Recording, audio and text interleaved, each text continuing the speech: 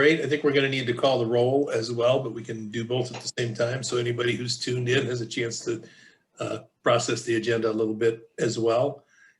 And with that, if John is on, we'll have him call the roll. If he's not, I can do it. John is on. Hopefully my background noise isn't disruptive. Paul Ajigba.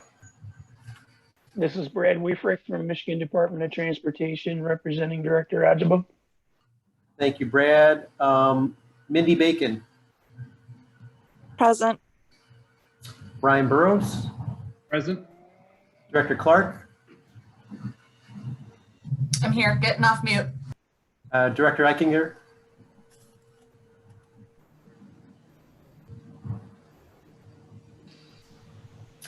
Okay, Brett Fessels.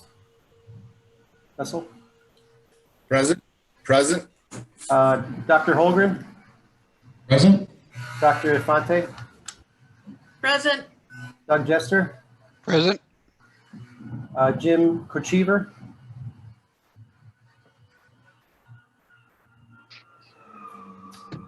Paul Maloka.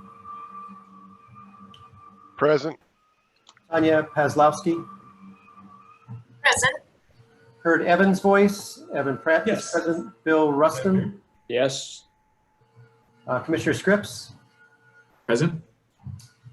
Dr. Baton. Present. Abby Watkins. Here. And Glenn Wazorvik. Present. Okay, I think that was everyone except for Brett, and I didn't hear Director Eichinger. All right, great.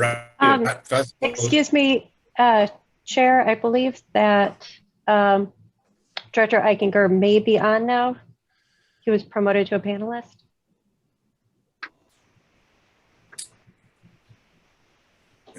Brett Fessel is here. Great. Hi, Brett, sorry. No worries. All right. Director Eichinger, are you present and accounted for? I see your name on screen.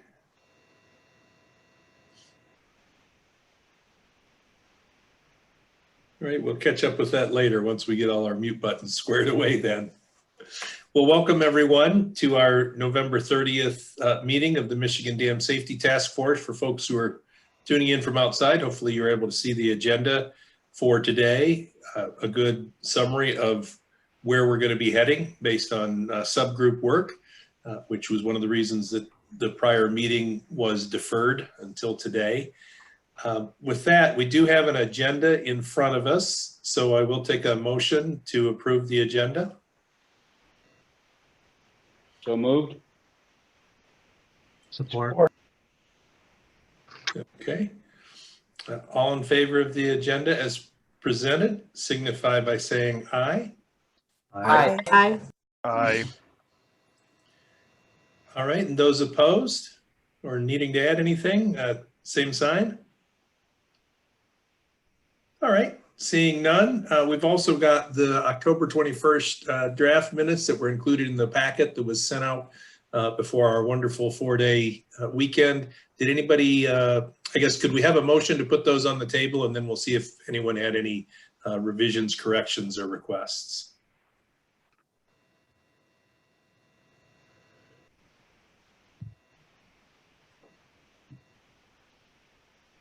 I move approval. Second. Thank you. Somebody's got to do it, I guess. Any comments? Did anybody wish they'd said something differently or got misquoted or anything like that?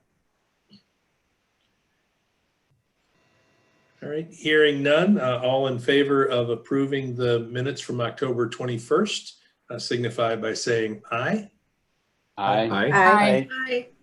Oh, that was Aye. good. It's a lot better than the Pledge of Allegiance goes on some of these. And any folks who had any concerns with it, please let us know now. All right, that passed the test twice. With that, I think I'll start off just with the usual quote before I turn it over to our director for any Eagle updates.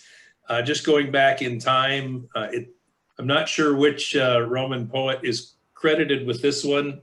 There's credits to both Ovid and Lucretius, but it says water hollows out stone, not by force, but drop by drop.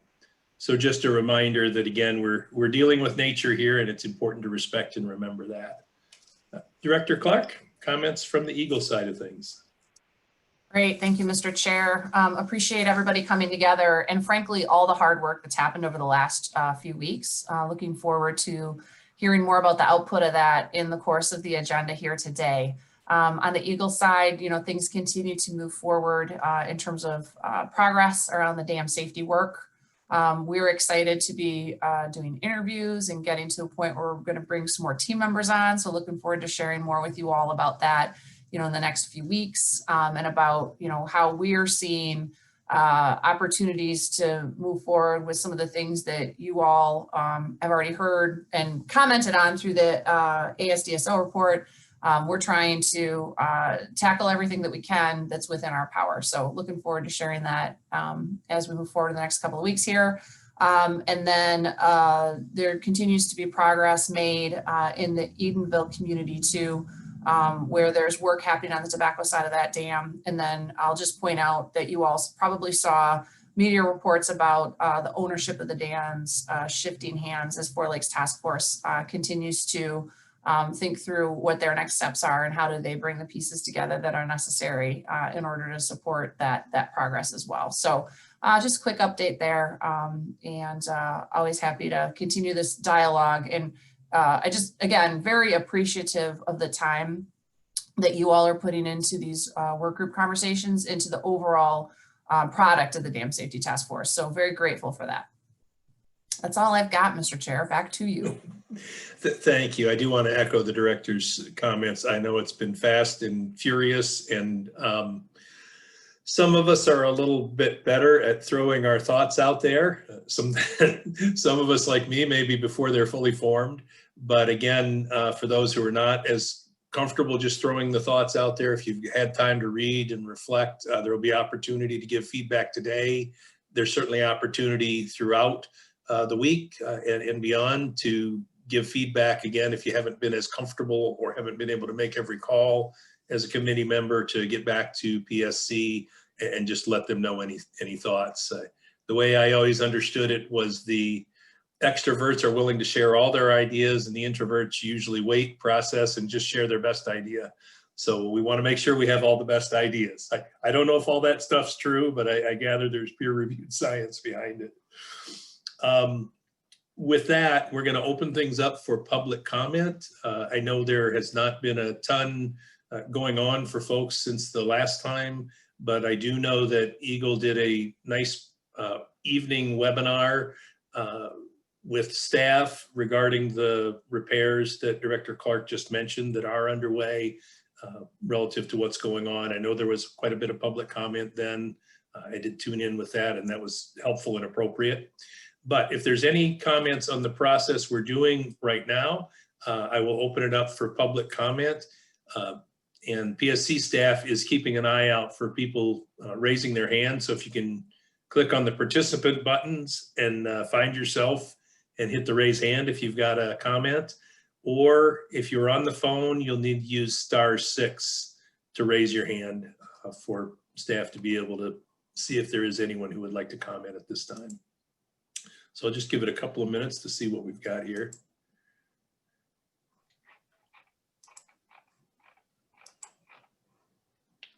Not seeing anybody yet. I do see a question in the chat box from an individual. And I'll just go ahead and read it out loud.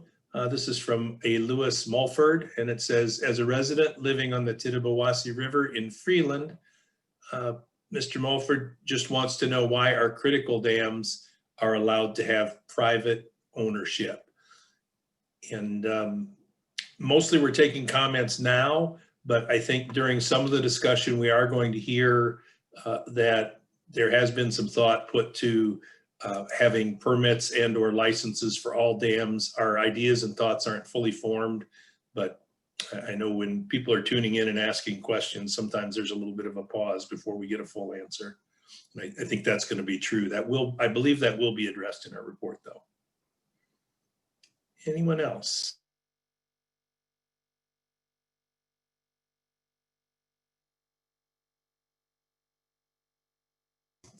We'll give it about 30 seconds. If we don't hear from anybody else, we'll move on and close the public comment.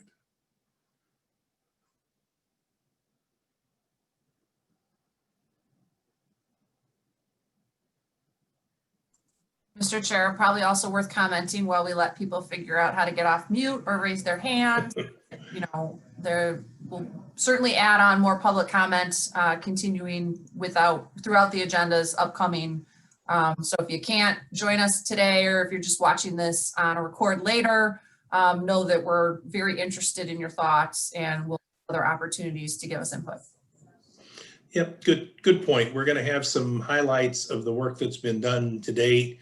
I understand certainly that it's hard for folks to really have a reaction or comment until we've got something that's like a draft finished product. And I know that's still a couple of months away for folks, but we will get to that, and we will certainly have a meeting that's a little more dedicated to hearing from people as far as what did you think of the draft report, that type of thing. With that, we'll close the public comment for today. And I'd like to turn things over to Julie Meddy-Bennett from Public Sector Consultants to sort of give that overview of what our timeline looks like and what our working groups have been doing. Because I know the task force members have been deeply involved with multiple meetings in the last month, but I know folks tuning in may not have as good a picture of what process we're going through or where we're at. So Julie, take us away. Yeah. Please. Thank you, Mr. Chair. And I'm having an unstable internet connection kind of day here. So if you don't know what I'm saying, like Elizabeth, just, tell me that I'm not coming through okay. So I just want to double echo the director and the chair's comments about all the work that's been going on. 12 subgroup meetings have happened in the course of 2 weeks, budding up to a holiday weekend. So kudos to all of you. It just shows how committed you are to this important issue that we're dealing with as a task force. So we really appreciate you guys showing up and gals and putting in a lot of hard work. But the subgroup phase, it was rough, but it's over. And a lot of great work has been done. And that's what we're going to hear about today. So think of today as kind of a grounding meeting where the band's back together, the gang's all here. We're going to touch base and see what we each did on our summer vacations, but there won't be a lot of time for discussion during this meeting.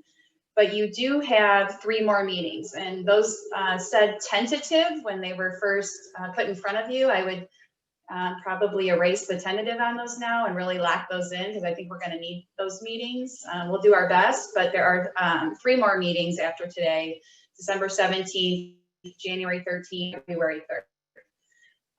We may be able to, knock off the February, depends on how, but I would lock those in. So during the next half hour, we're going to do some speed dating where you're going to hear about what the other subgroups, that's 5 minutes. I'm going to pretty about keeping you on time. I apologize about that. Again, we're just getting to know each other again here. So getting an update on those subgroup meetings. And then we're going to spend a little bit of time talking about cross-cutting issues. We worked in silos, and that worked for a lot of topics, but some of these topics are cut across the silos. So we wanted to spend some time as a group talking about those. It was hard for subgroups to move forward because it depended on what this subgroup thought, and well, we don't want to propose this because they might have another idea. So today's a day to again get the thinking from the subgroups about these cross-cutting issues, and then probably more time for discussion at the following meetings about those cross-cutting issues, as well as about the recommendations that are being put forward by subgroups. So that's kind of the tee up. Any questions about kind of what we're going to do today or what the future looks like before we jump in? Julie, very quickly, could you just give the dates and times of those 3 other meetings one more time? How about, Elizabeth, you want to put a link in the chat? So the dates are December 17th, January 13th, February 3rd. I don't have the exact times and they vary, but it's linked on the Dam Safety Task Force Okay. website, and we can just put those in the chat. We'll just list it up there. You can jot those down. Thanks for that. Other questions? Julie, one other question. So Elizabeth says in the chat that there was an email last week with all the materials on Tuesday. Elizabeth, can you just remind us who that email came from so that we can put that in front of ourselves? Sure, that was from me, from Elizabeth Riggs. Okay, And I that- must have archived it because it didn't come up. So I'll go find it. Thank you. And we'll be sharing the materials here too. But I know I heard from one or two people that it may have gone in their spam. Okay. Okay, so let's move along. So this is the speed dating portion. Everybody gets 5 minutes. Every subgroup had a leader that was mostly probably voluntold. So we appreciate your your leadership there. But I think first we have compliance enforcement and emergency response report out, and that's John Broshak. Can you give us your update, please? Yeah, so good afternoon, everyone. We had some very vigorous discussion. So we had two areas. One was compliance and enforcement. So I'll just start with that. There were 7 original recommendations from the ASDSO, ADSO, I always get it wrong, from the report. And there were 3 that we adopted as is. There were 4 that we adopted with revision. And this was probably the easiest of our task here. I will briefly, for sake of time, and I'll let some time minder let me know if I'm going on too long here, but I would say in general, there were fairly minor revisions to these original 7 in this area, but it did start to get some juices flowing for when we got into the emergency management section.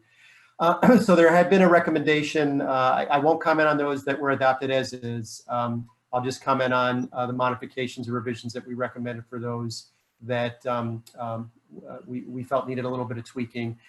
So we talked about a prioritization list for enforcement, and it had the original words were 10 or 20 of the worst dams, if you will, and we just discussed that we shouldn't be limited by a number. If we've got a dam that needs enforcement, then we should get into the compliance realm. So we didn't want to limit it to just a number.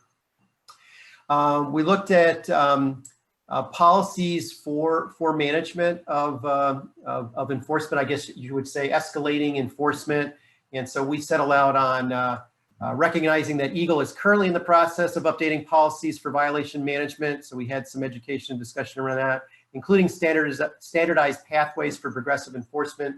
Eagle should develop or adapt these policies to apply to dams to make sure that that work that's already going on in parallel will specifically address dams. There was an item talking about training, and we just said that we recommend that include new staff upon a reasonable start of their employment, just to make sure that it's not just an annual update, but if somebody starts, typically it's within 30 to 90 days, you want to update them on relevant things. So just something for consideration there. And then we started to get into the fun stuff. So we talked about the Dam Safety Emergency Fund. And we just commented at this point in our discussion that should not be used for staffing, that should be a fund that's dedicated to intervening or taking emergency actions at dam locations. So there is no diversion of that fund, assuming it can be established. And that's as far as we took it at that point. And that was overall compliance and enforcement. A part of our discussion was these are all good recommendations. And it's hard for us, even as task force members, to say, no, we don't think that that's a recommendation we would pass on. So beyond the tweaking that we did, we more so talked about, what are the above and beyond things that maybe were not addressed in the original recommendations from ASDSO. So let me move on to maybe I wouldn't even say contentious. It wasn't contentious. It was just good discussion in the area of emergency management. And so there were 5 original recommendations, and we adopted 3 as is. There were 2 that we commented on fairly significantly, and then we came up with 4 new that show up on the spreadsheet that was provided to me. John Beard sent me in a separate spreadsheet. So I would probably characterize that we've got some additional refining in this area to focus our complete set of recommendations down. But I will go through the 8 new and certainly comment on those that we felt needed to be revised. So the first one was really about emergency response plans and standardization of those plans. And it was a fairly lengthy recommendation from the ASDSO that went all the way down to talking about the emergency funding. And so after some pretty vigorous, discussion in our group, we wanted to narrow this recommendation down and not kind of confuse it with the question on the emergency fund or funding in general as it relates to dam ownership. And so we did some wordsmithing and kind of deleted the funding part, but then said in terms of roles and responsibilities, the plan should clarify roles and responsibilities and the legal authorities of all parties, especially in instances when there is an absentee dam owner, when dam owners lack the resources to act or there are immediate risks. These elements should be clarified in consultation with relevant stakeholders. And we didn't want to be too prescriptive of how we would recommend EGLE go about addressing these recommendations. So we had to pull ourselves back at one point rather than being very prescriptive of, hold these stakeholder, get-togethers. It was a good kind of level setting of all of us of how far do we go on these recommendations. And it quickly gets into, if you have a good owner, let's say, with the financial resources and the ethics, morals, and staffing capability, resources, availability to uphold their end of the bargain of ownership, all these recommendations make sense, and we can pile all sorts of requirements on top of everyone in terms of emergency planning, because that's what a fully restored organization would want to do anyway. But what really centered on was the fact that many of our dams have, back to the private ownership question, may not have even an organization behind them. And we're here to focus on safety. And so it kind of gets you down in that question of, regardless of what layer of requirement we pile on owners, number one, are they going to be able to even respond at all? And number two, are they realistic? And so as we continue to discuss it, we agreed we can come up with a very robust set of recommendations in this area, which are based on best practices and best industry guidelines, but are they realistic? And are we really addressing the root problem that may exist in this area, in that some organizations or owners may not be able or willing to respond to whatever requirements we lay on top of them? But we thought, keeping our head up, that we should have really a standardized plan that lays out roles and responsibilities all the way through what do you do if an emergency happens and the owner can't respond. Then we jumped down to, kind of some requirements within the EAPs, having a standardized emergency action plan format, including inundation maps, which is really the basis for helping the emergency managers in the local county area know what roads to close, who to evacuate, et cetera, and really form the basis for any exercising and drills that you would perform. And that we should include a connection to local emergency managers to aid in the development of the EAPs. And again, from a philosophical standpoint, an owner has responsibility for EAP development. And I could speak from as a FERC regulated owner of dams, what we do internally within our organization. But we certainly recognize that there's a connection with local emergency managers, but we don't want to disavow or allow an owner to just punt their responsibilities for EAP development to local emergency managers, because that's really not their role in this situation. The purpose of the EAPs is, number one, to have trigger points for notification, and number two, to ensure those notifications take place to the right stakeholders, so that if you need to evacuate, if you need to take emergency action, the right people are mobilized, the right organizations are mobilized. And we wanted to make sure that there wasn't an easy out by saying, well, if the owner won't do it, then we'll just have the emergency managers step in, because there's variation in the capabilities of our emergency managers across the state, and we don't want to overly burden them. So that was a good part of our discussion. We need to move on to the next subgroup. So can you, maybe 30 seconds, wrap it up? Yeah, and then just a whole set of recommendations beyond that, but it'll probably kick to our cross-functional is when you get to what is the qualification and capability of ownership. And if we don't address that basic question, regardless of what requirements we put on people for EAPs or any other area of this, we may be just kidding ourselves in terms of what we're going to do for the state and dam safety going forward. Great, thank you. And again, these were all emailed to you, so please read through them. We appreciate that, John. Let's move to Douglas Jester to talk about legislation and authority. And Douglas, is it helpful if we pull the recommendations up, or are you good just to talk? I'm good to just talk, thanks. Good. Good afternoon. So this subgroup obviously is looking at the questions of what authority exists by law and otherwise to address dam safety concerns. There were 13 of the recommendations from the ASDSO report that came our way, and we've worked our way through those. Of the 13, 7 of them are basically we support as is or with very minor tweaks. One of them, which I'll talk about in a moment, is we reject part of the recommendation, and then the others we're proposing to revise by putting it to a sort of a new construct. So I'm going to talk about each of those, and then we have a couple of new area recommendations as well. The recommendation from ASDSO that we are not supporting was to create the Dam Safety Emergency Fund using revenue from the permit or licensing fees. Given that we already have insufficient funding from those sources for the small dam safety program that we've had, and that there are substantial increases recommended, we didn't think that it was viable to think that the Dam Safety Fund would also be funded from that source. And it's likely, as we'll get to later, that there will be dams that are essentially orphaned, at least for economic purposes, and they wouldn't have anybody contributing either. So we're suggesting a different approach to the Dam Safety Emergency Fund, essentially with a revolving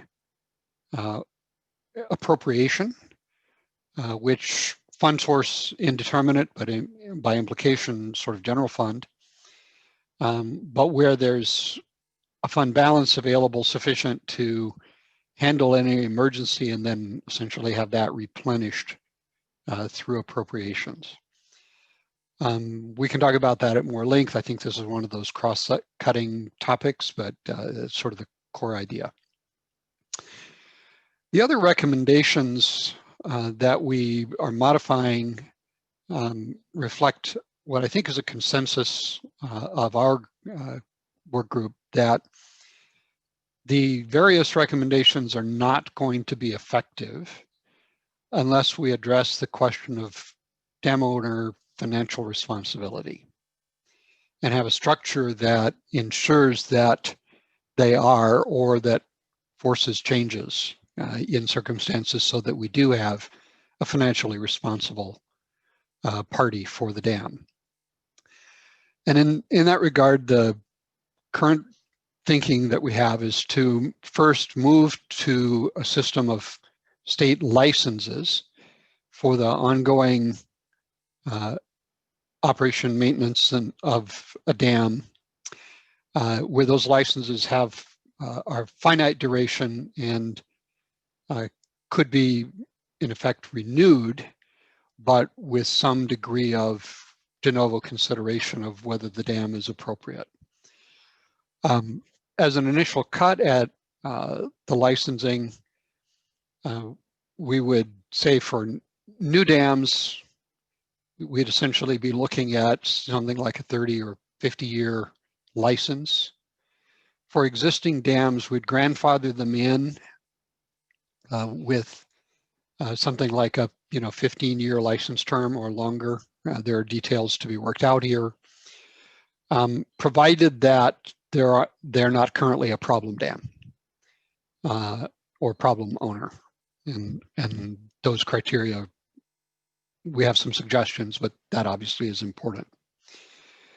To the extent that a dam is licensed by FERC, we would have a requirement of a state license, but in effect give that license based on the fact that FERC has licensed it and for the term of the FERC license, but have some of the standards that apply to state licensed dams also apply to FERC licensed dams, and particularly the financial responsibility parts, and then address in some way the need for a flow of information to the Michigan Dam Safety Program for dams that are otherwise, being overseen by FERC.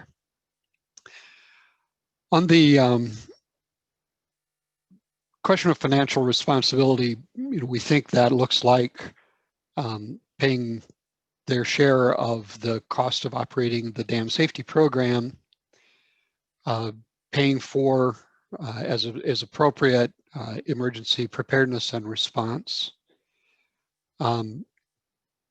funding the maintenance of the dam and its ultimate removal, and then finally carrying appropriate insurance against the potential problems should the dam suffer catastrophic failure.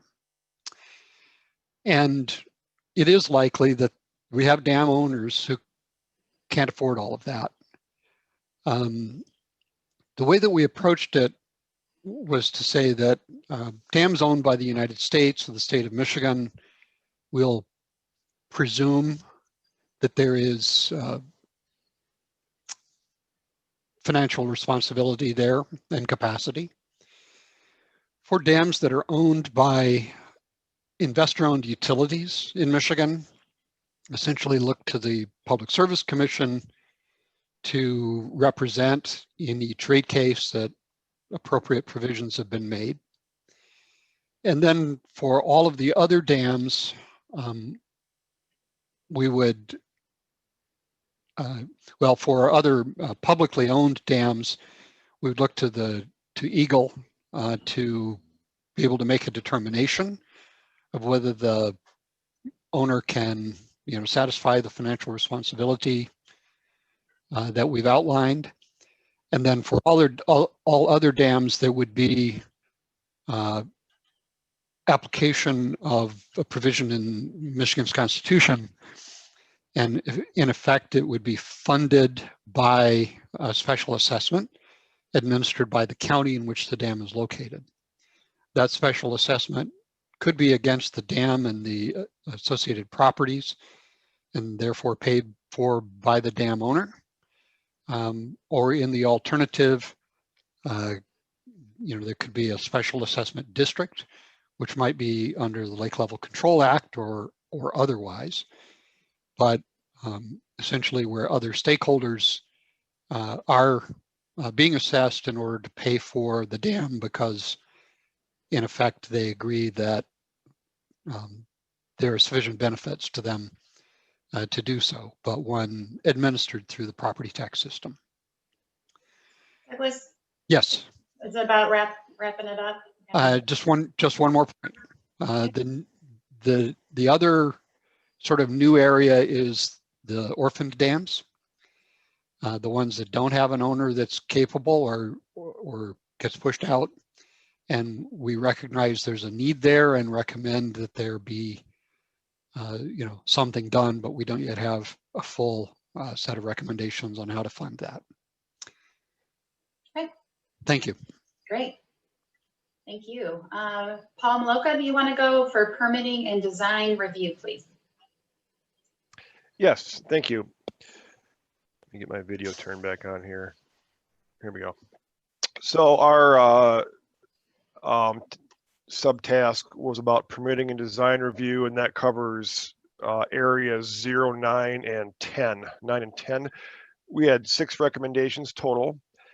We supported 2, that was 10A and 10C. 10A is, just let me pull this up here. Consider periodically awarding engineering services contract to the dam safety official. And 10B, or I'm sorry, 10C was developing a standard format for the engineering report. So those 2 were accepted pretty much without comment. Dropped was 9C, and 9C relates to operator permit or a construction permit with a certain time limit on it. And I can talk about that at the end about, that was one of our hot topics, I guess you could say.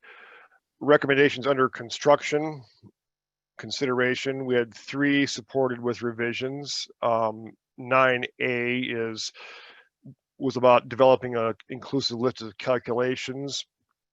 And I think we're okay with that. We just wanted to say that we probably should call it analysis instead of calculations, because a lot of these complex modeling programs, it's not going to be so practical just to hand over calculations. You're going to hand over the output, or oftentimes you might just hand over the entire program itself to the state for review. Number 9B, requirements for the new dam owner of significant or low hazard dams to address hazard creep. And I think there are, we're okay with that, but we wanted to clarify that the point is really to get the owners of the lower hazard dams to be looking at that hazard, potential hazard change. And we don't probably need to go through all the separate different regulations that talk about what different requirements there are for each of the like EAP, for example, and the flow. So we had a little bit of change in that language just to clarify. And then 10B, independent review board. I think we just had a little bit of clarity we're asking for on what's the nature of that board. Is it something that's going to be under the dam safety agency under Eagle, or is it something that is going to be hired independently? So those 3, I think a little bit of work there, but relatively straightforward. Recommendations for new things. We have a new some new language in the statute we're suggesting for adding an O&M manual requirement. An O&M manual is referenced in several places in the statute, but nowhere in the statute does it specifically say that you must have an O&M manual. So we think somewhere in there it should be included. What did we spend most time talking about?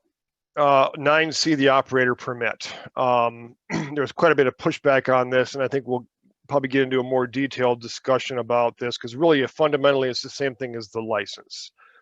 And questioning the need for a permit to continue operating the dam, and rather that it's the agency already has the authority to fine or put orders on the dam owner. The permit seems to be just another administrative process that's going to require paperwork and maintenance and fees, without a clear understanding of really what this thing is going to accomplish for a dam. 9B, another area of a lot of talk was hazard creep, how to address that. And I think that's a broader topic of trying to get, again, the lower and their intermediate dam owners to pay attention to what's happening downstream of their dam over time. So I think we had some language to suggest to put in there to call that to their attention, and to, for example, a simple thing like putting a date together with the ranking of the dam, so that date is, we're paying attention to that date as we do the report, and then asking ourselves what changes have happened since that date that could possibly have increased the hazard of my dam, and then bringing those to the attention of the regulator. And then the last thing, the nature of the review board, I think we spent a little bit of time on that too, talking about who would be running that, who would be funding that. Okay, so that's all I have.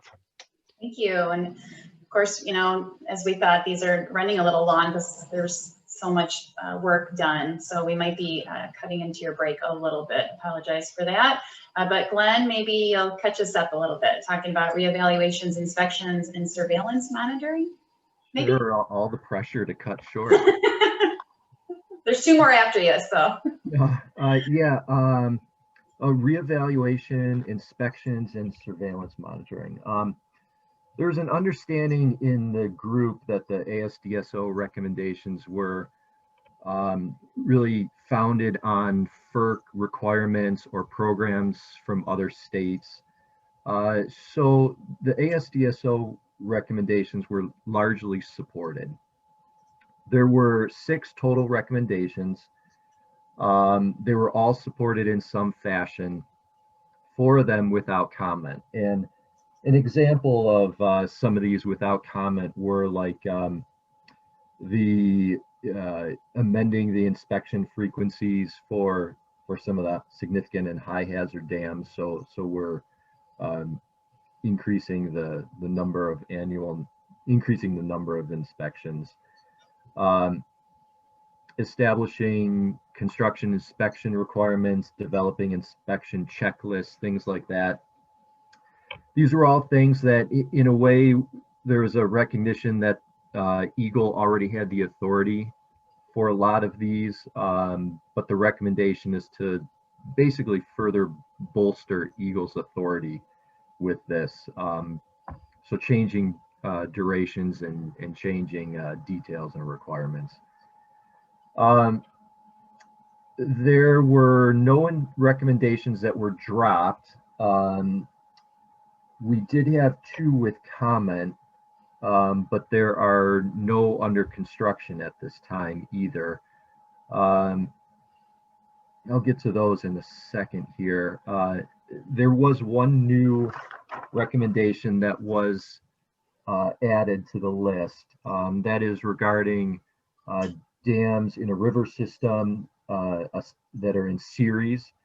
So the new recommendation is that dam owners in a river system with multiple dams, the recommendation is to have a coordination to develop a system-wide notification where any deviations from normal operations or emergency conditions that result in changes of river flow that there's means to communicate amongst each other. So that was the new recommendation. What did we spend the most time talking about? I guess there were 2 things that really drove the revisions to a couple of the comments here. The first was regarding the surveillance monitoring. Understanding that the surveillance data is critical. It's a very important tool that dam owners can use in monitoring the safety and stability of their dam. So we spent a lot of time talking about that. We modified the recommendation by adding the development of a surveillance plan, further requiring that the data be analyzed regularly, and that a dam owner would be required to report any irregularities in the data to the state within 24 hours. So we basically just further provided some detailed requirements on the surveillance monitoring recommendation from ASDSO. The last topic that we spent some time talking about, really it was the group understanding that there's a significant burden both on Eagle staff and for the dam owners in a lot of these recommendations that came out regarding the reevaluation, the inspections, and the surveillance monitoring of this subgroup. And that caused us to add some language to the recommendations in basically just recognizing that these recommendations are the first step. The second step being the development of these recommendations, and in the development, just recognizing and being realistic about the significant level of effort that is required by both parties. Hopefully ensuring that, you know, this can all be successfully delivered, both from a regulatory standpoint and an ownership standpoint. So that I'll cut it there and be ahead of your timeline. Well, that's a stretch, but thank you, Glenn. I appreciate it. Let's see, Tanya, do you want to talk about outreach and awareness, safety and security at dams, please? Yes, thank you. Good afternoon, everyone. Ours are pretty easy, so we're going to make up some time here. On the outreach and awareness topic, there were 4 recommendations. 2 were adopted as is, or as presented. 1 is just having an icon for the dam safety program that would be on the main page. That would be a nice visual for people that are looking for this information to make it easy to locate. And the second was engaging staff from consulting firms with voluntary professional development opportunities in support of this work. So serving on event planning teams or as speakers for dam safety awareness seminars. And then there were 2 that were adopted with revisions. 1 is providing dam safety 101 awareness seminars. And the change that we made there is putting a timeline in, so it would be every 2 years. And this is for Eagle staff and you know, other folks within within Eagle that would be part of communicating and or enforcing these issues. So it would be every 2 years or as needed, and then that we would work with other groups, and that is still, I think there's some discussion that could be had about exactly who should be there, but wanting to be inclusive. The second revision was on having a written outreach and awareness plan that would be shared with a variety of entities like local governments, emergency management officials. And the change that was made there is to add Department of Natural Resources and potentially other state agencies as appropriate, and the tribal community as well to that. Then related to safety and security, we only had 2 recommendations there, both revised, but one was pretty simple. A voluntary safety at dams initiative team to be developed that could provide public information and really put together a multifaceted education program.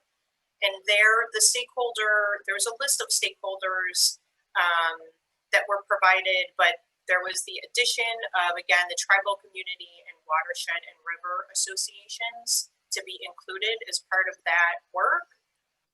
And then where we spent most of our time is on the second, safety and security, that is related to an official, dam security program that would be for the entire community. And so there was a change to the language there, and this is recommendation 19A, to develop, a program related to security, public safety, public awareness. And then it would be done in collaboration with local, state, and federal officials, tribes, national organizations.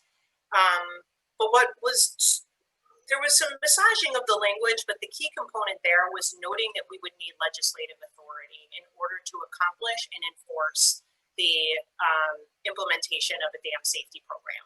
So we are noting that the legislative language itself would need to be developed, and here we're just noting that would be a requirement in order to accomplish this one. How'd I do? Awesome. Thank you. All right, Bill, program management, funding and budgeting. Take us home. But you have to get off mute first. Sorry about that. Can we pull Yeah, up, that's all of us. can Aaron pull up the recommendation? Yeah, sure. Because we had 34 Oh, man. recommendations. I'm going to dispense, if you can pull them up real quickly, I'm going to dispense with a bunch of them very quickly. Scroll down to the, there we go. What we decided here on all of these recommendations, there's a bulk of them, that these are really management decisions. So Lisa, we're turning these all over to you. We do want to endorse them, however, in the final report, say that these are endorsed. Now move up. Now, Aaron, go up to the top.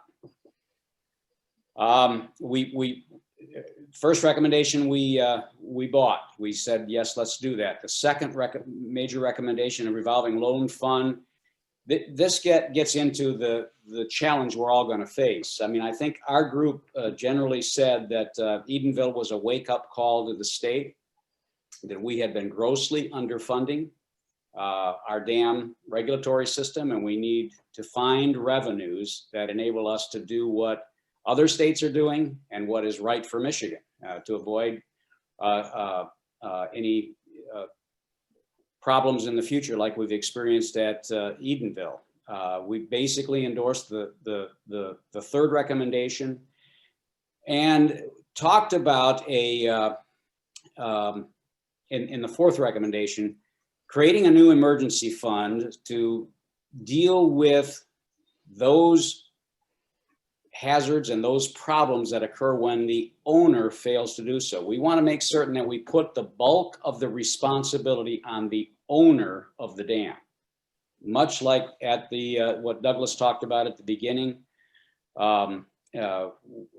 We don't think we've placed enough responsibility, and others have echoed that, saying you've got to meet certain qualifications for dam ownership. We want to make certain that if the dam owner understands that he or she is responsible for the maintenance of that dam. And then we know that there are going to be some orphan dams out there that are going to require some funding. So we want to create a dam safety emergency fund. Frankly, don't have an idea other than general fund for how we get that. We agreed that, as somebody else had already mentioned, that any money in the emergency fund should not be used for staff, that the federal money that's coming from the money coming from the federal government should be used to enhance, not just pay for staff. So we've got to figure out a way to get significant money into the new system.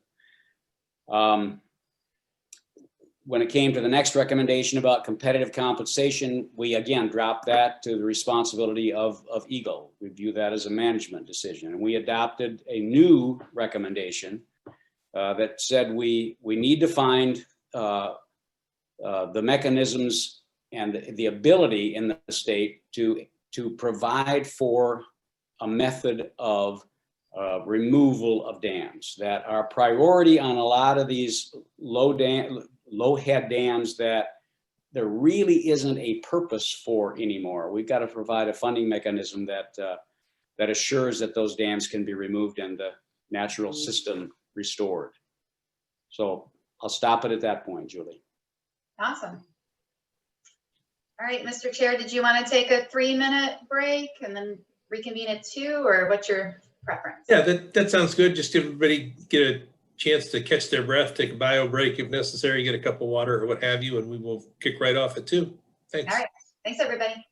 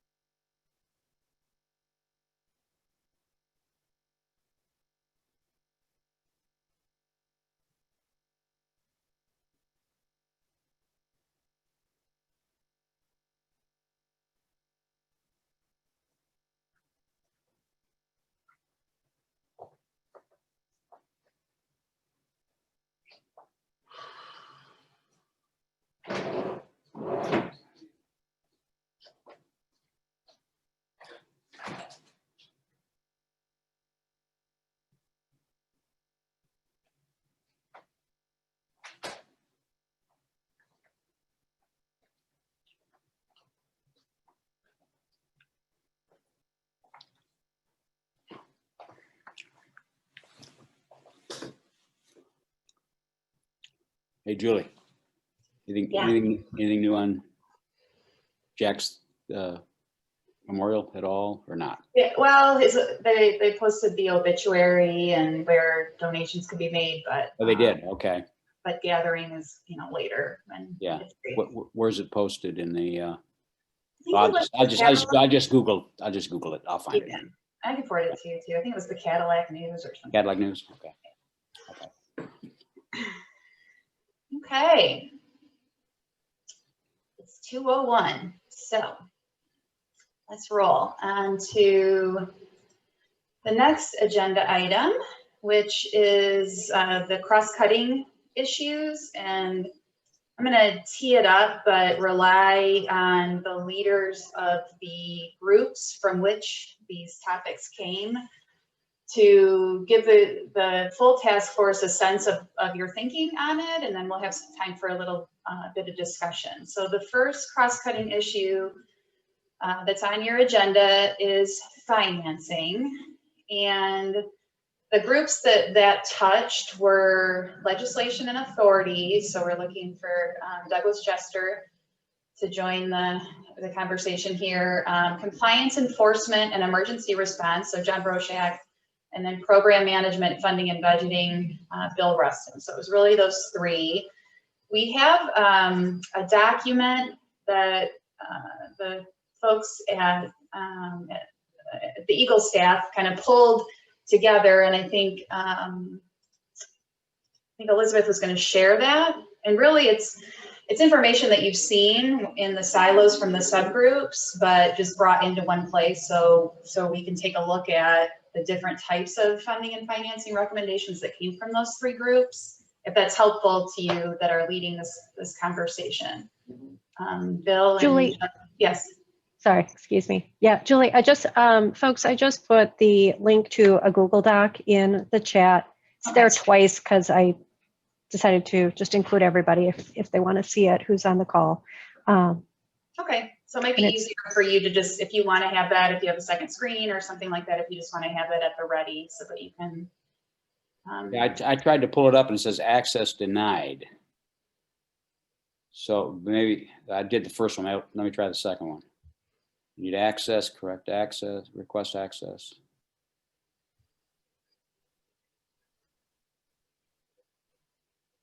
Yeah, It just says access denied. Request has been sent. It says you'll get an email letting you know if the file is shared with you.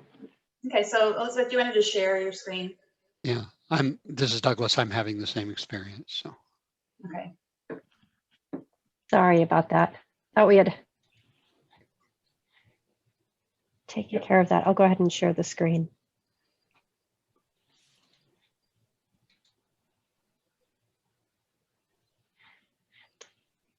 Basically, task force members just wanting to get a sense of the type of funding and financing recommendations that have been deliberated on, that came from ASDSO or, came to the group fresh. And I think, I don't want to presuppose anything, but the goal would be to have one or two, a set of recommendations that specifically deal with this, that bust out of the silos and just really focus on funding and financing. So I know Bill, Douglas, and John, if you want to just kind of talk about where you are, where your groups were related to this, and we don't need to make decisions today, but more like just teeing this up to be able to get to a recommendation or more. Yeah, well, I think Douglas really went even further than we did in finding a practical solution. So we talked philosophically, let's get past the point that you've got the good owner. You have dams that maybe someone inherited, they don't even have an organization. You have folks that don't have the financial resources, and in fact, these dams don't produce value outside of whatever empowerment or benefit those that experience a dam. So if you don't address that issue, then regardless of what level of requirements we put on, people will either not be able to meet them, even if they have good intent, or they'll just walk away. And so we really felt that we had to think through, as Douglas did, not only making it clear that you have a qualification for dam owners, that they have financial resources to meet their obligations, and that we be willing to address the what ifs down that chain of let's say they don't. What do we do then? Does the state take over ownership? So we started looking at it in terms of during an emergency, does the state have appropriate authorities to protect public health and safety, which requires resource, which may require mobilizing people. So, I mean, that definitely needs to be addressed. And I know we have mechanisms where we can go back after the fact and try to recoup those funds. So that needs to be thought through in terms of the ability to act because there is a public health and safety risk imminent. The state needs to be able to intervene and move forward to protect the public. But beyond that, driving it all the way through that we will most likely end up with situations, I think the term orphan dam was thrown out today, of what do we do when we get to the point that the owner either refuses or just throws up their hands and says, I don't want to own this dam anymore. Does the state take over? And then what do we do at that point? I mean, ultimately, if you can remove the dam, if it's a safety risk, it's not free. So we need to be thinking all the way through the potentialities. And that's about as far as we got. But we definitely said within the emergency management section, we need clarity on when the state can step in, how the state finances its ability to protect imminent public health and safety. But that led us to some of the things that Douglas was addressing in terms of overall qualification and financial responsibility for ownership and thinking it through all the way down through orphan dams. Yeah, and this is Bill, and we talked much in the same way in our group, but we added a couple nuances. One, that the loan fund should prioritize publicly owned dams. Again, trying to place the responsibility for dam maintenance on the private operator if the private operator has it. Then we went on to say that, look, if a private operator ends up where John, you just described, which is that, he doesn't have the resource, he doesn't know what to do with his dam, that there be a fund available to the state to remove the dam, that the priority ought to be on removing it if there is nobody willing to maintain it anymore, that ought to be the priority. And this is Douglas. Just to sort of follow up, we certainly talked about these things in the same way that John and Bill just did. The proposal to use property tax assessment is intended, to accomplish a couple of things.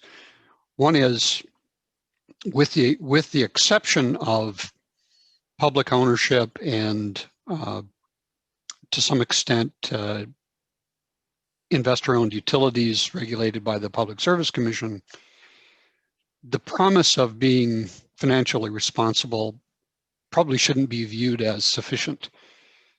Things happen to people where they don't have the ability that they thought they would have. And with the way that limited liability corporations are used now, there are lots of tools for avoiding responsibility.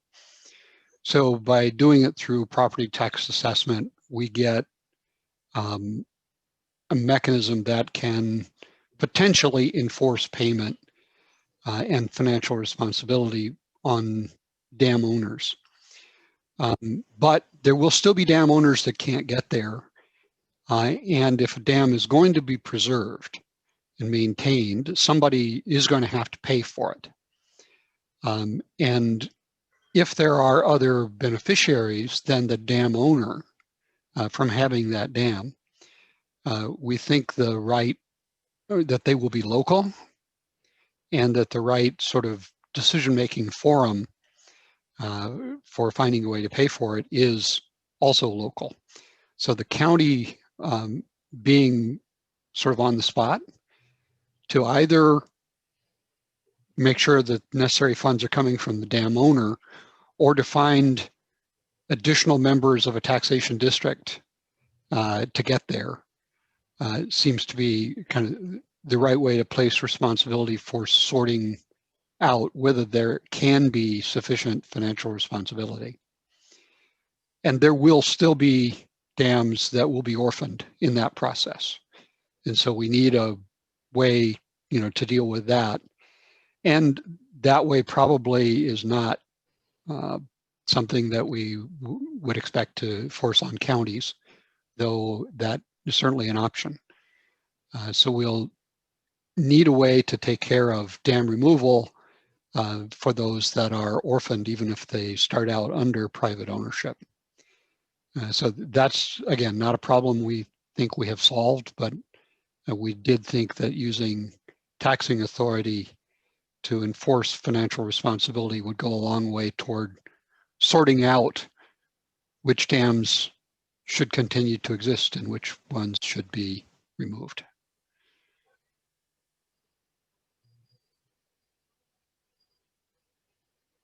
There are questions or comments from other task force members?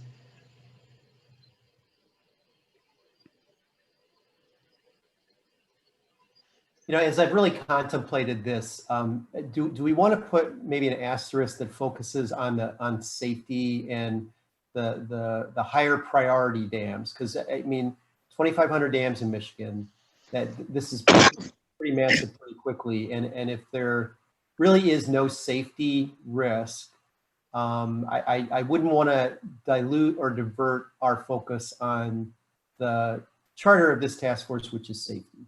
So we know that we've got roughly 240-ish dams in either a high hazard or high significance category. Do we need to really say that that's the tranche that we need to go after here, so that we don't get bogged down in the massiveness of a program that addresses 2,500 dams rather than 240 dams?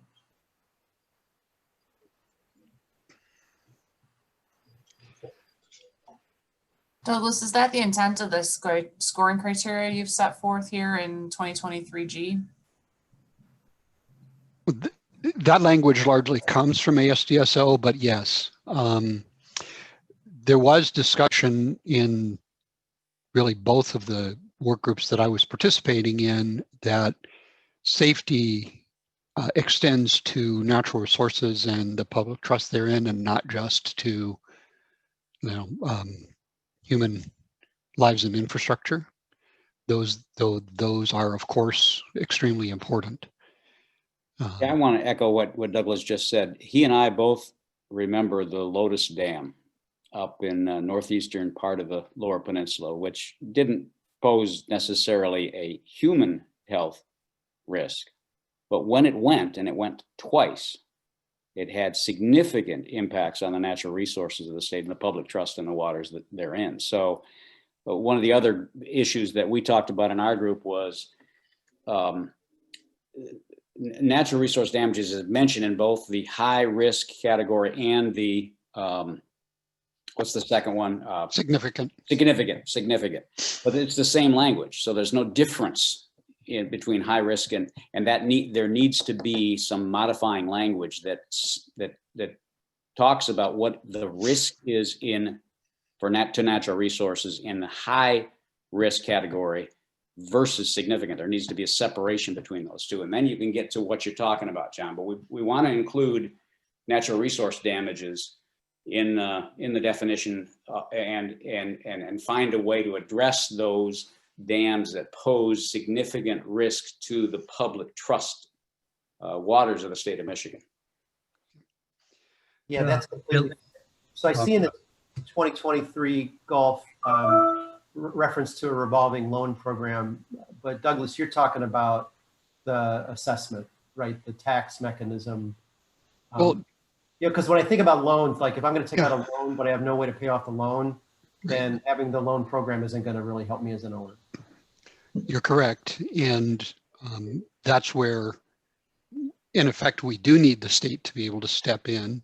And there will have to be that same prioritization on any funds that the state has available to deal with the orphaned dams.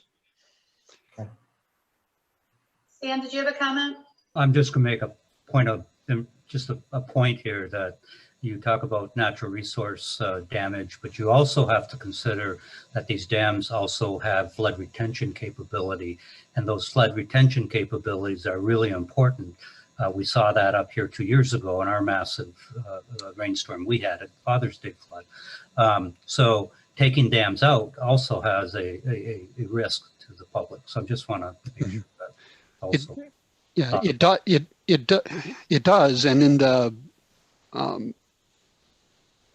so in our suggestion that the funding of these dams be potentially switched over to a taxation district by the county could presumably take that into account and assess those who benefit from the flood protection as much as those who are riparian to the flowage. So.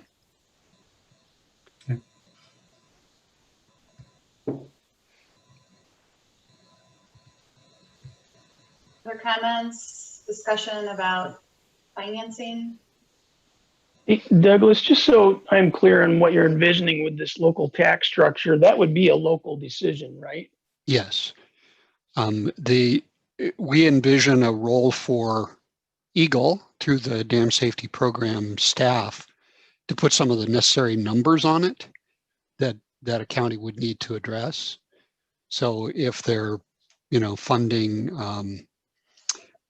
through the county assessment, they're funding maintenance levels or they're funding ultimate removal, they should be informed by Eagle's advice on that, but the decision to actually do it would be local. Thank you. Just a quick question for Doug then. Are these, my understanding is based on a couple of experiences I've had, these taxation districts are already set up by the state and are existing. There would not be a need to create a new type or form for dams? So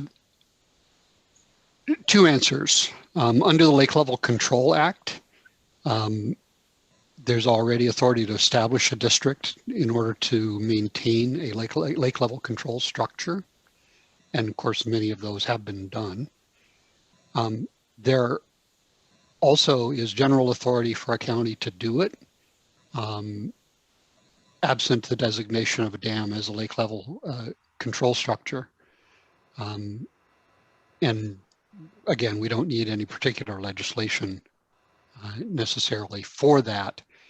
What we need is a requirement that it be done in order for a dam to continue to be licensed. So otherwise, we'll have the obligation for financial responsibility, but nothing enforcing it. So just quick question then. If we follow one of the recommendations to have a state license for a FERC dam, does that require the FERC dam then to also have a licensed district behind it? Because quite a few in the UP do not. Yeah, it doesn't have to be a licensed district. It could be a tax assessment on the dam owner. So you don't have to get to a district if the dam owner's prepared to be responsible. Okay, so there'd be no requirement they have to do it if they do not want to do it. They'd have to be subject to taxation as the dam owner. In other words, the dam subject to taxation in order to have their license continue. But in the alternative, there could be a district created to bring in other taxpayers. Okay, thank you.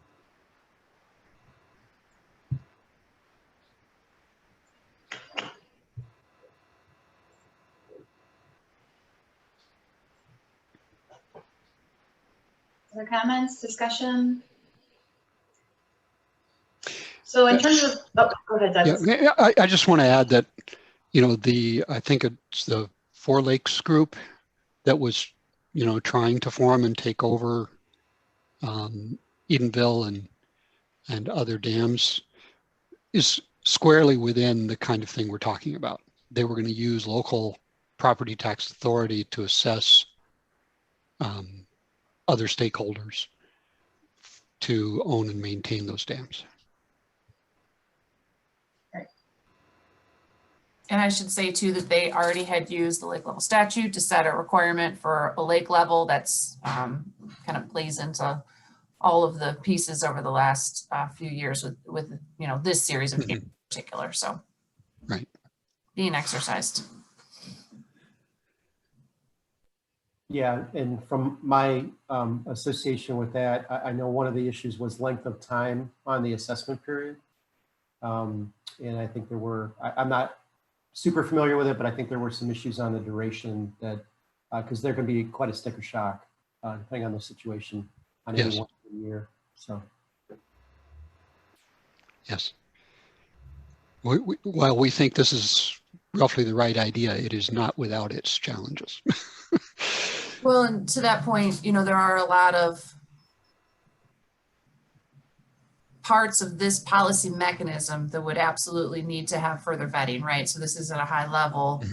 And I know that that's what this group is, and I know Douglas, you're not suggesting that you have it all thought out, but there are a few places where there are unintended consequences. And I think, you know, we've already seen that with the use of the lake level assessments. And so I think, you know, there's certainly growth opportunity, not only from what we've seen from an Eagle perspective, but 100% what folks have seen on the ground from a local perspective, and then from the assessing unit perspective. There'd be some really valuable input at many different levels here in order to actually build a structure that you know, could do as much as we're asking of it.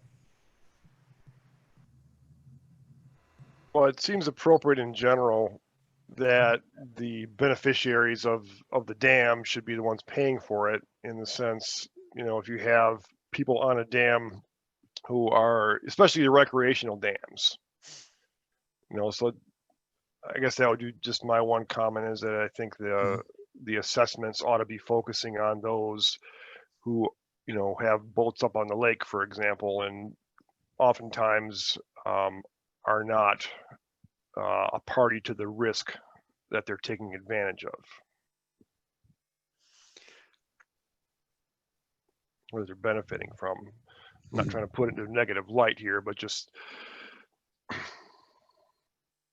So again, just to clarify my first question, there is nothing that we're discussing that would require a dam to have this taxation set up if they do not already, correct? Because yeah, let me try to be careful and clear here. Our recommendation as it stands now is that in order for a dam to continue to exist, the dam owner would have to, on a continuing basis, demonstrate financial responsibility. And then in the instance of a privately owned dam, other than those owned by regulated investor-owned utilities, it would be done through a property tax assessment mechanism. That could be a tax assessment against the dam itself, therefore paid entirely by the dam owner, or it could result in the transition of responsibility to a taxation district taking in additional beneficiaries. But either way, we're recommending that the tax mechanism would be invoked so that there's an assurance of ongoing financial responsibility. okay. We should move on to our other cross-cutting issue. In terms of a next step on this, are there, you know, a handful of task force members that have an interest in this, that would like to, you know, put some finer points on a set of funding and financing recommendations to bring to a future meeting?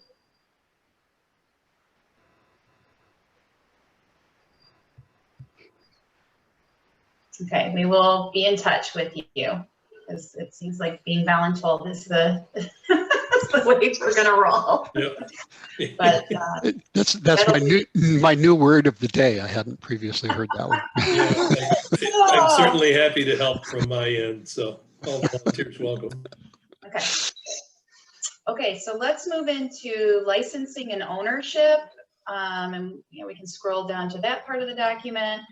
That was a topic that came up in the official titles, the Legislation and Authority Group, the Permitting and Design Review Group, and the Compliance Enforcement and Emergency Response. So John, Paul, and Douglas, do you want to talk a little bit about how this came up in your subgroups and what you're wanting to put forward for a cross-cutting discussion for the group today? Well, I I've- can talk. Go ahead, please. I was just going to say, Okay. I've already talked about this a lot, so somebody else should. Okay. Well, we talked about it in terms of the permit, and I guess an operator permit.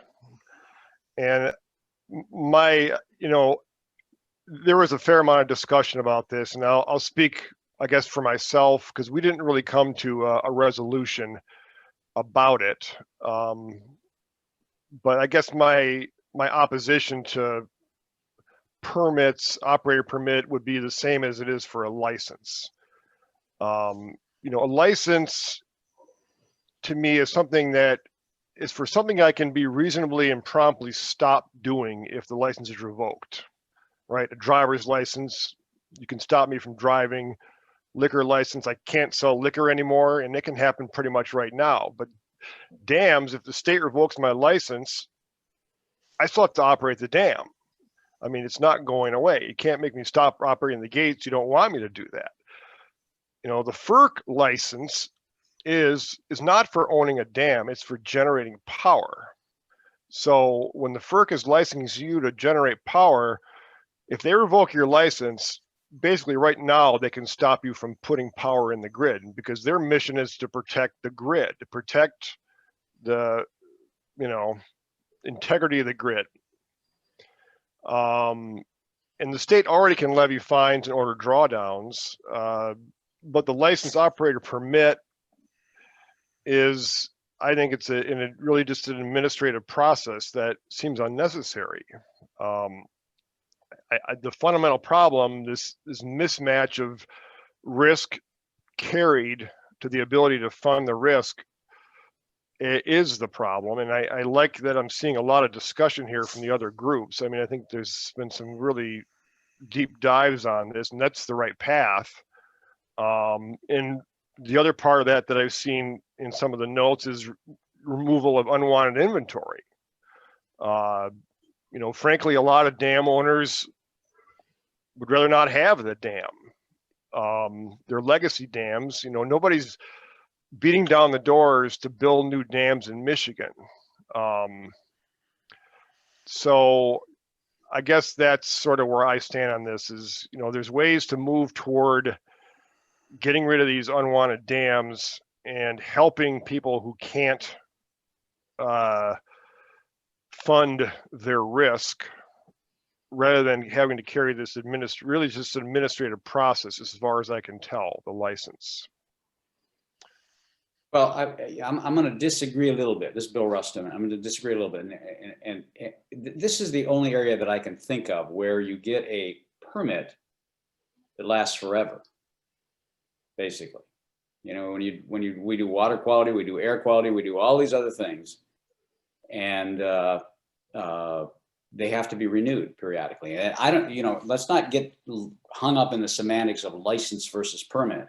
Question is, how long should that authorization by the state last? Is it forever? I don't think that makes much sense. So should there be a time limit on the whatever it is that is granted by the state? Where I would be coming from. Go ahead. Yeah. I was just going to say, in follow-up on that point, that period also defines the period of amortization of costs for which the dam owner needs to be responsible.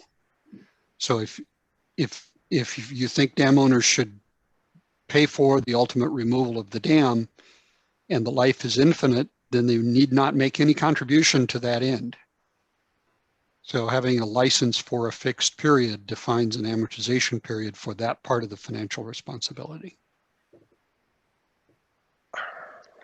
But Paul, I'll give you a kind of a different version of the same story. I'm finding that Douglas is much more eloquent and articulate than any of my ideas. So I'm learning a lot. So we just got done relicensing the Ludington Pump Storage Facility, 50-year license, and it's exactly what Douglas is suggesting. Leading up to that, and again, it's power production, but it's safety as well.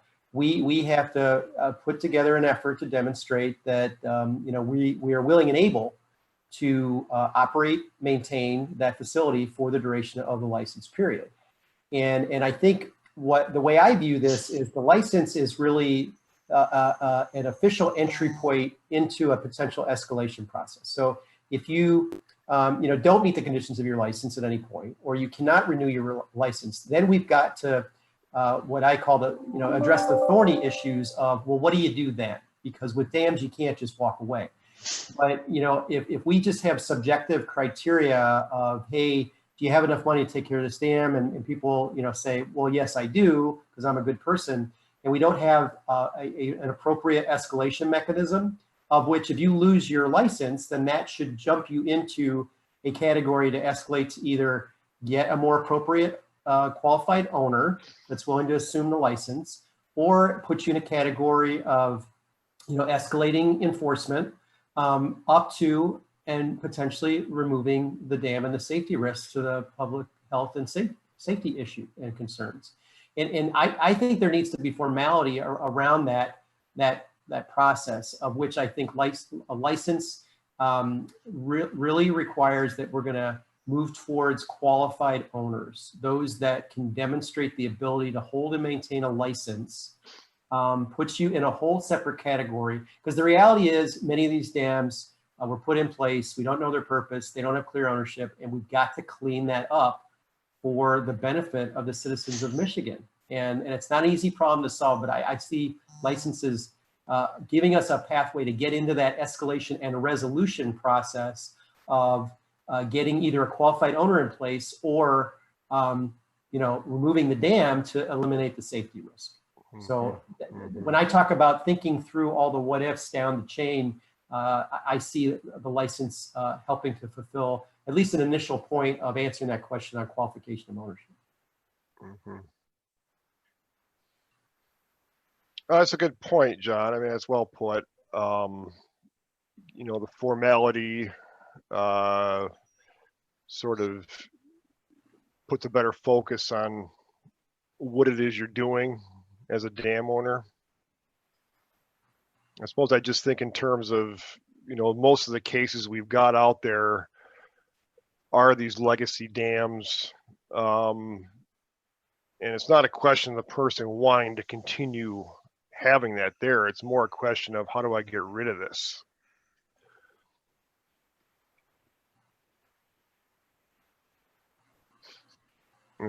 And again, it's, my big objection, I think, is what more administrative processes are we putting onto this by requiring that? I think that's really the big thing that has to be considered, because it requires correspondences and fees, obviously. I mean, a fee for a dam isn't really going to address the problem, though. I think what's been brought up earlier, about these districts and so forth is more pertinent to the level of risk we're talking about here and the kind of cost that really is going to entail. This is Douglas. Just the way we've been talking about licensing in the work group, it would be a single transaction for a long period of time, right, to get a license. So the license might be for 15 years or 30 years or 50 years. And then enforcement of that is really no different than periodic inspection, except that it is with the addition of the demonstration of ongoing financial responsibility. So that's really the additional administrative piece, is checking on the financial responsibility from time to time. So Doug, you're saying one of the primary purposes of this licensing is it's your vehicle for being able to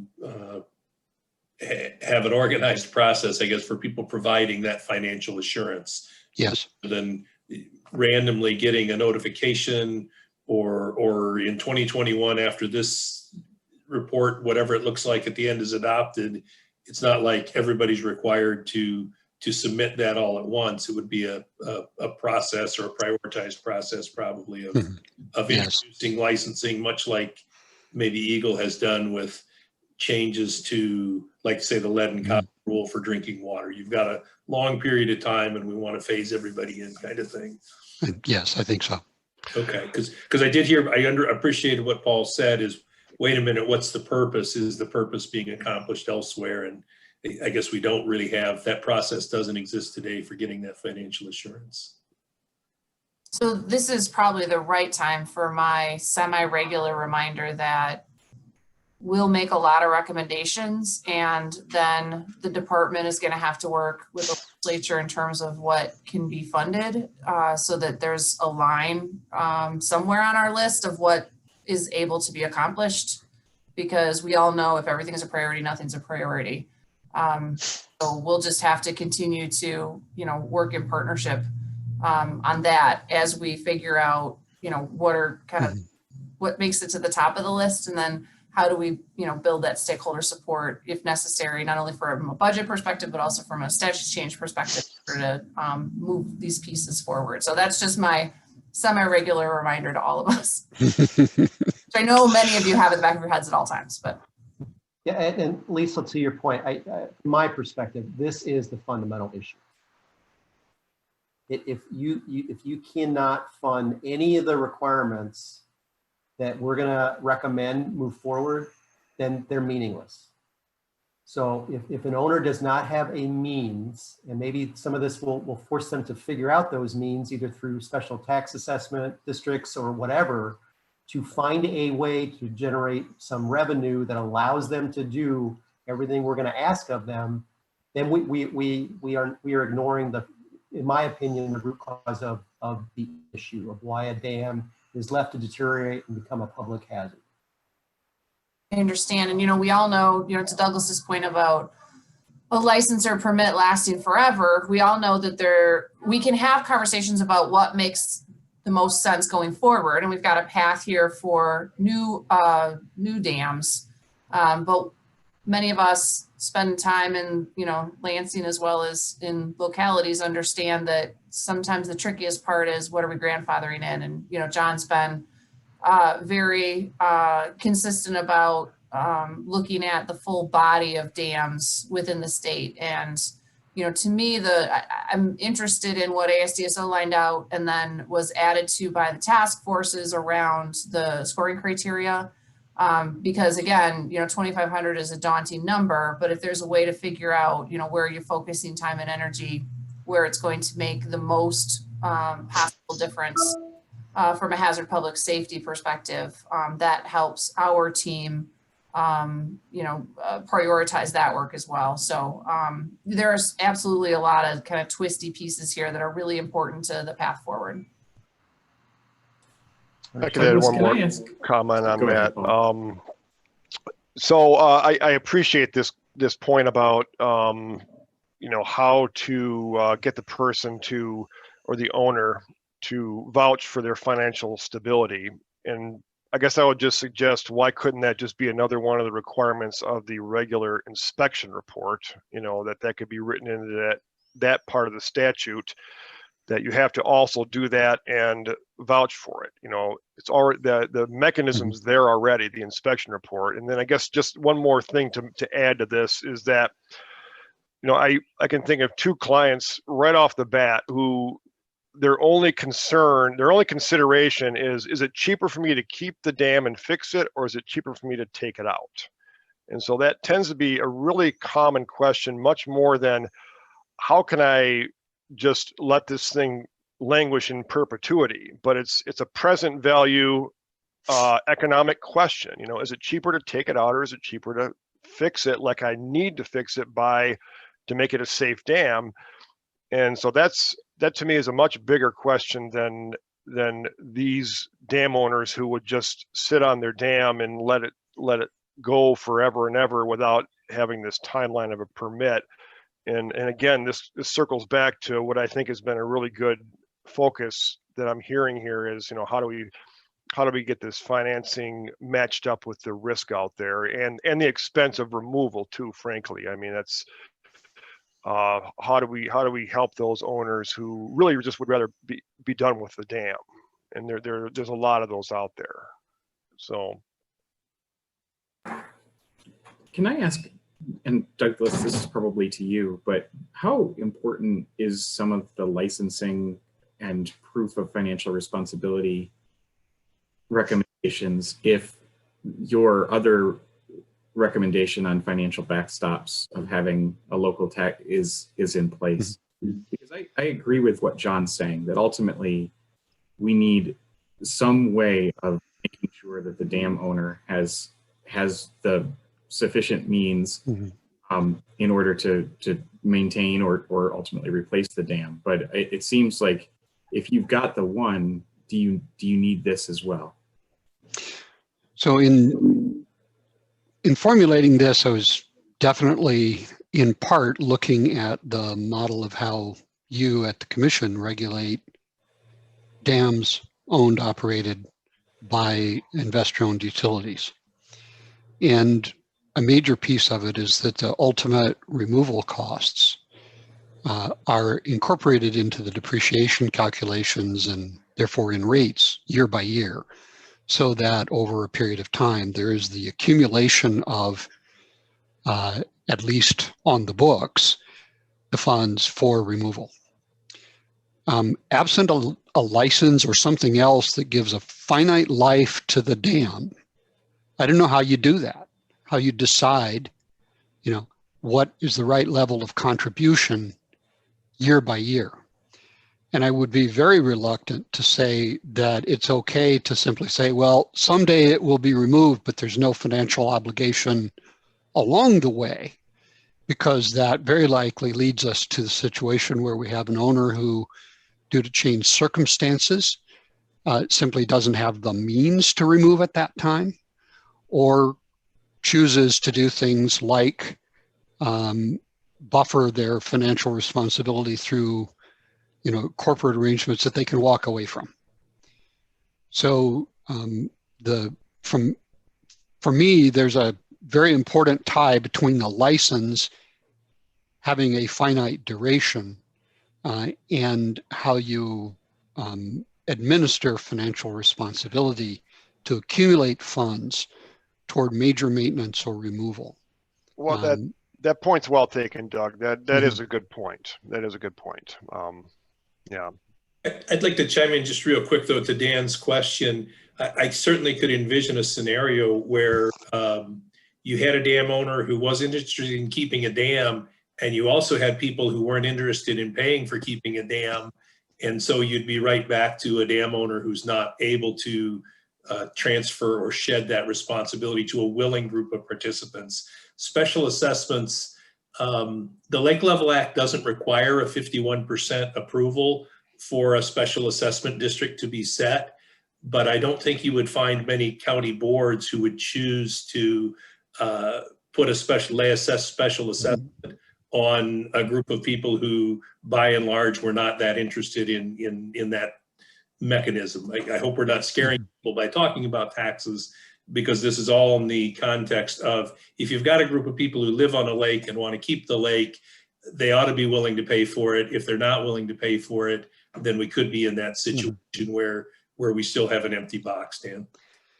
And just, to add clarity to the point, that opportunity and obligation to have taxes that assure financial responsibility essentially calls the question on the dam. Either somebody's going to step up and pay for it, or the dam should be removed. Yeah, I think that makes sense. In my view, the biggest benefit of the idea of licensing is not even in the sort of ongoing, although I think there's value in that and sort of checking in periodically, but it's at the point of sale, a point of transfer, which I realize goes to Liesel's issue about grandfathering pretty significantly. But the dams that failed, I mean, you don't want to overemphasize the one example that brought us all together, but the Boyce owners were looking for an investment structure. And I think when you are able to do that by looking at some of the costs and the full potential benefit stream, but not look at the other piece, it probably looked pretty good when they made that investment. And my wish is that they hadn't made that investment. They had gone and put it in the money market or something, anything else. But to sort of force that financial consideration right up front, it's, I think, entirely possible that folks who are looking to make a quick buck while maybe avoiding some of the responsibilities inherent in dam ownership might look at something else as a place to put their money. And my hope is that they do so. Dan, I think what I'm hearing, maybe you didn't intend to suggest it, but where my brain goes pretty quick with that is a license is issued to a particular owner. If there is a dam owner who wishes to sell a dam today, I'm wondering if Eagle has any ability to comment on that transaction. Whereas if there is a need to transfer a license, it's more clear that Eagle would have to approve the transfer of a license. I'm not sure exactly where you're going, Evan, but part of where I've been going over the last 5 to 8 minutes is, okay, what happens with dams where there isn't a taxing district buy-in, there isn't an owner who can pay for it, and do they end up then, I mean, I think we've talked a little bit today about a desire for removal, but I still think that we could be in a situation where there are hundreds of dams that could potentially meet some of those criteria that then the state, whether it's Eagle or any of our other partners in state government, are looking at each other and going, okay, how do we manage this challenge now? So just thinking that through as well.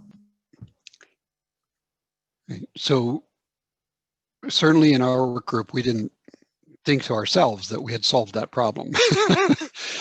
Had we thought so, we would have been delusional. But nonetheless,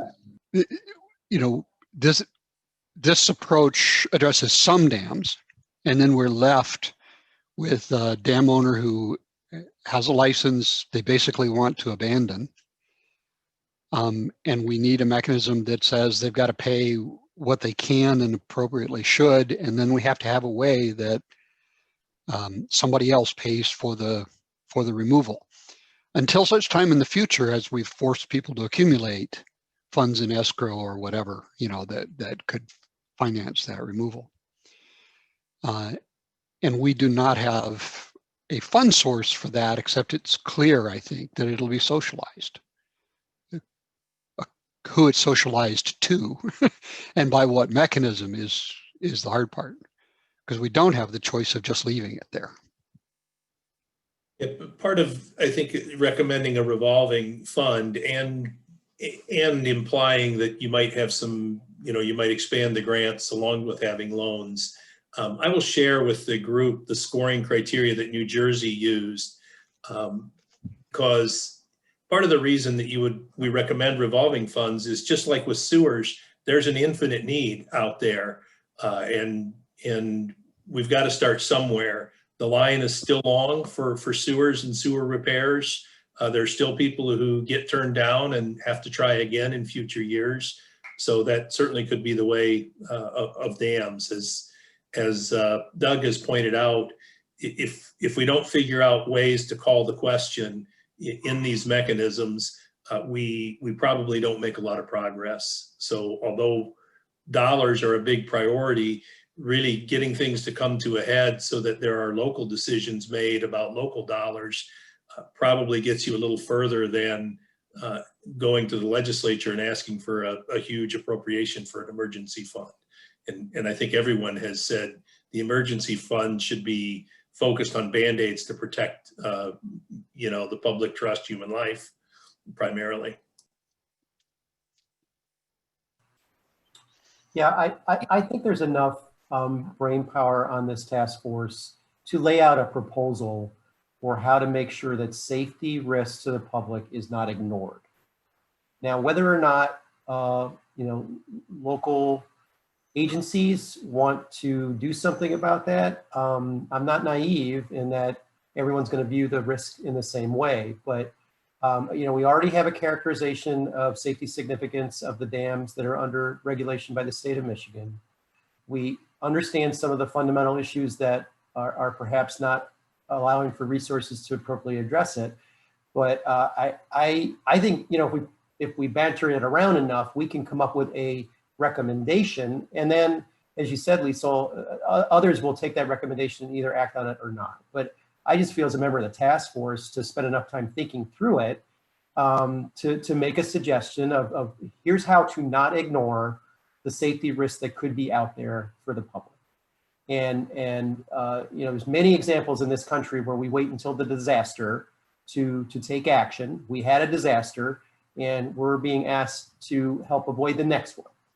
And so whether people like our recommendations or not, I think we can make some pretty educated you know, proposals on what may work, and then let others decide if they want to move forward on it or not. But you know, it's back to that question of prioritization. If there's a known safety risk, but there's no process or mechanism to, number one, identify it, number two, recognize that it's not being addressed, and then escalate that up through some formal mechanism, we will just be setting our citizens up for another potential disaster, and then pointing fingers at, you know, well, you know, we knew this was out there. Why didn't we do something about it? But certainly, some may not agree with the things that we recommend and may not view these situations as safety significant. I think dams are fairly silent until they fail. And we have an obligation to just bring more visibility to the potential risks that are out there, starting at the top, number one through whatever. And hopefully we can make some progress on preventing a major catastrophe in the future. And I'm gonna jump in and echo a little bit of what John just said, because I think it's really critically important. You in a report like this, it seems to me you say what's right, what you believe. Whether or not it gets implemented now, or 5 years from now, or 10 years from now, or 20 years from now, doesn't really matter. I can point to a whole lot of recommendations that were made back in the 60s, 70s that are being implemented now. Getting yourself on record, creating the idea, letting the public will form around those issues is real important. But you got to put that idea, you got to put the right idea out there from the beginning. That's a great segue to closing out the meeting here. Our, you know, getting back together and talking about what we did on summer vacation meeting. So I think we've got some work to do as it relates to financing and what we were just talking about on licensing and ownership. So we'll be reaching out to you, those volunteers soon. Your next meeting is December 13th. Say 17th, I think. Sorry, December 17th. I'm sorry. Yeah, December 17th. And it's going to be to make some decisions. A lot of the work has been done. You have recommendations sheet form in front of you. We're going to work to make those a little prettier for you, a little easier to go through. And we're going to also outline a process so that you're ready for the December 17th meeting. Mostly it'll relate to, you know, if you see something that you can't live with, because consensus doesn't mean we all have to love everything. It's more about what can we live with? Can you sleep at night as a result of this recommendation?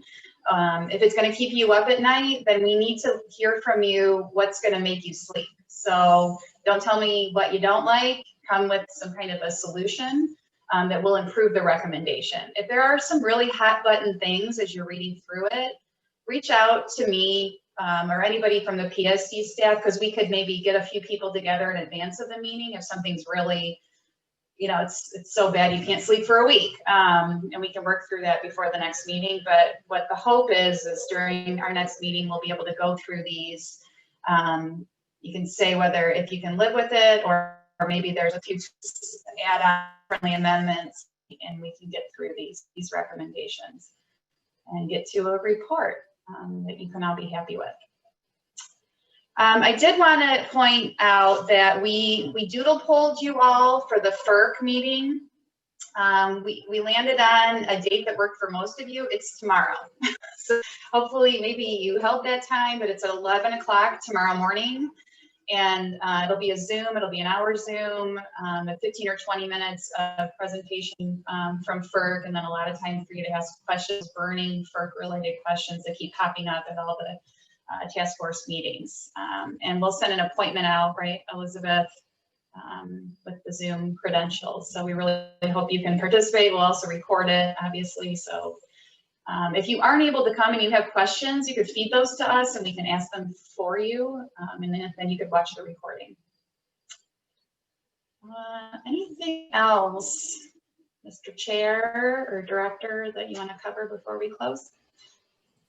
I'm going to do my usual thanks to everybody for all the time. This was another fantastic conversation that, certainly I'm getting a lot out of. I hope all of you are as well. And I'm looking forward to our output.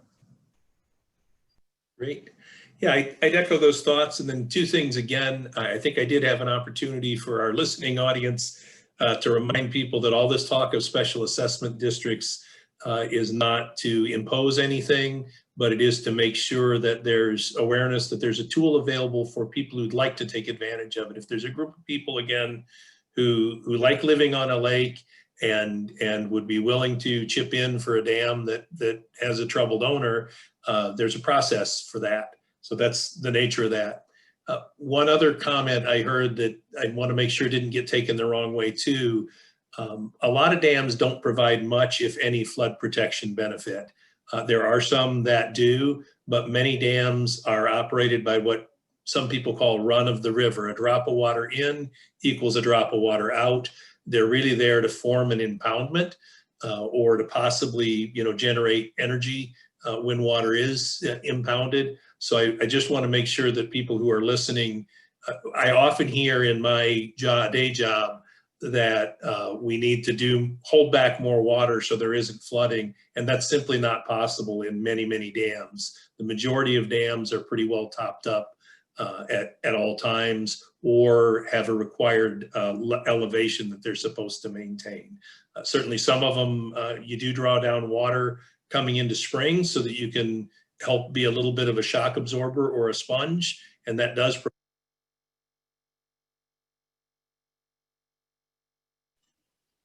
Oh, did we lose our chair? Promise that wasn't on. We didn't kick him out on our. I think we did. So perhaps as Vice Chair, it falls to me to bring the meeting to a close. Evan says his battery just died. Oh, okay. Is this a coup from Douglas? Yeah, there you go. Feeling powerful, taking over here. So, Julie, was there anything else we needed to cover? No, we're good. Okay. Anybody have anything else that needs to be said from the members? If not, we are adjourned. All right. Thanks, everyone. Thank you. Take care.